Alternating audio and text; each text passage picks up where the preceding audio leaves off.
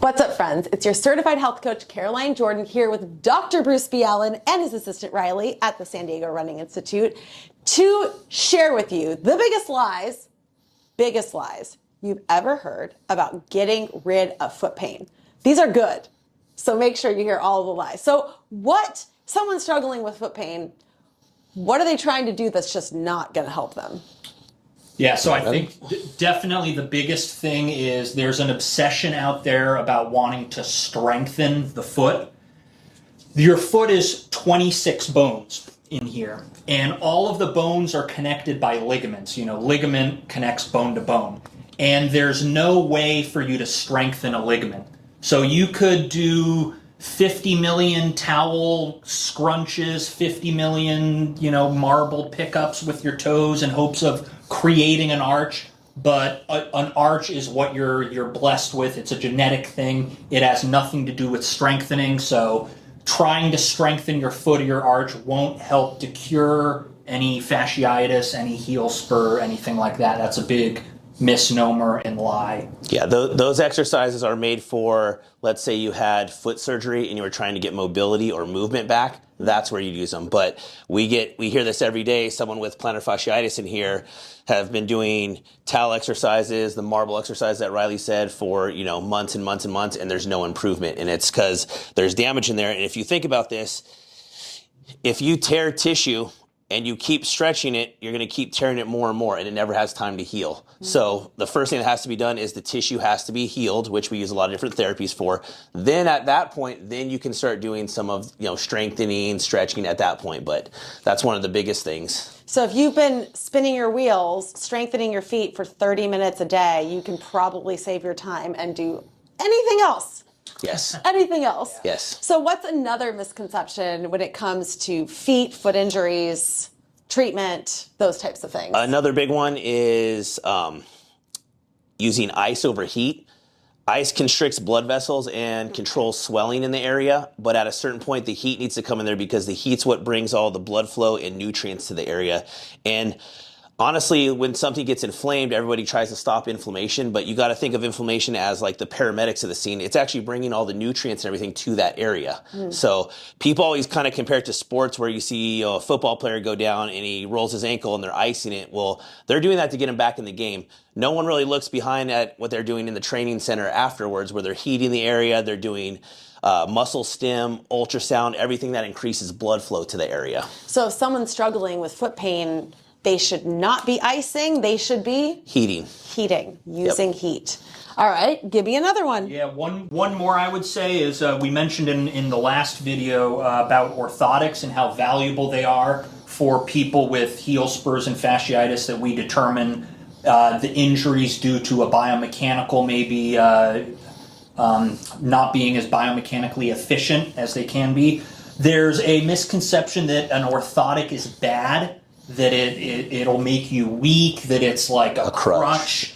And that couldn't be further from the truth. An orthotic, as long as it's well made to your biomechanics and what you have going on, will only help the body be a more efficient, athlete and, more efficient day to day. And frankly, after a while, I have orthotics, and after wearing them for a while, it just honestly becomes an extension of the foot. Mm-hmm. Like, you don't even know it's there. It's not going to make you weak. It's only going to aid in injury prevention and making you a more well-rounded, efficient athlete. If you have an issue with your biomechanics, it'd be like driving your car around with one low tire. It's going to start wearing everything unevenly. That's where the orthotic comes in. It's like putting like a brand new set of tires on your feet. But here's a question, because before I started working with Dr. Allen, I had custom orthotics made, and they were terrible.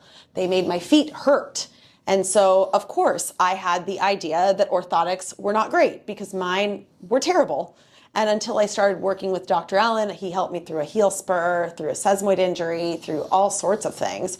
And when I got custom orthotics made by him, which were actually significantly cheaper than the bad ones, that's when I saw a big difference. So how does someone know if the orthotic they're wearing is good or bad? Well, one thing, so we just wanted to kind of compare here. So with an orthotic, orthotics that were made back in the day were very hard and rigid through there. An orthotic should be semi-flexible.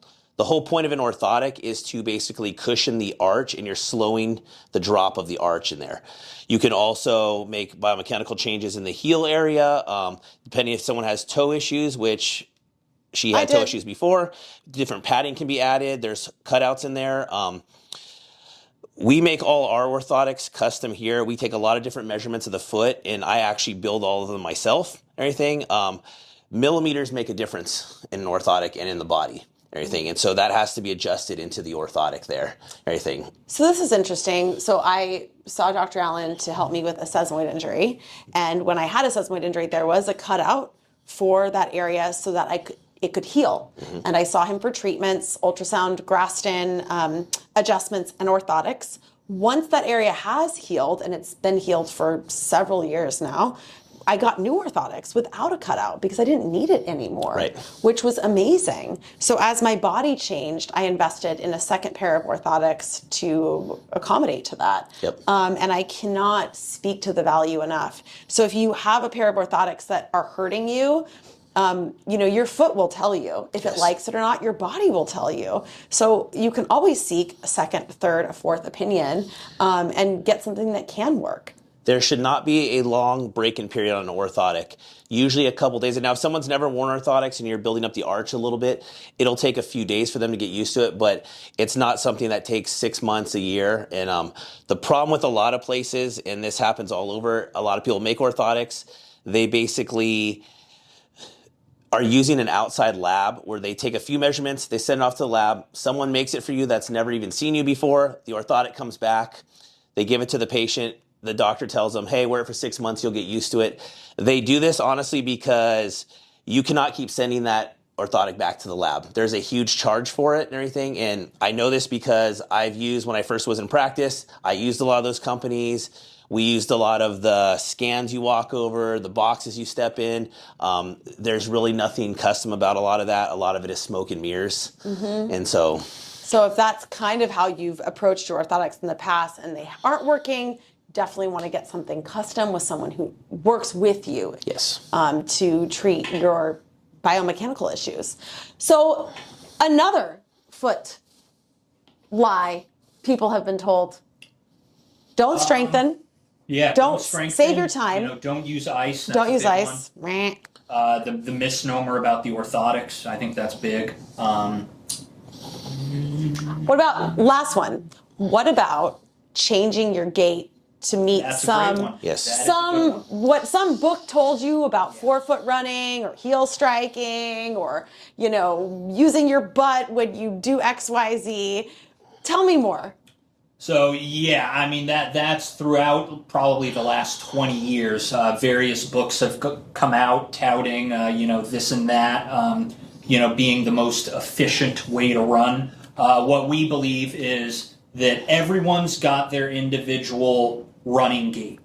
So Caroline, you've got your body structure. It's different than mine. Mine's different than Dr. Allen's. So we're all going to run a little bit different.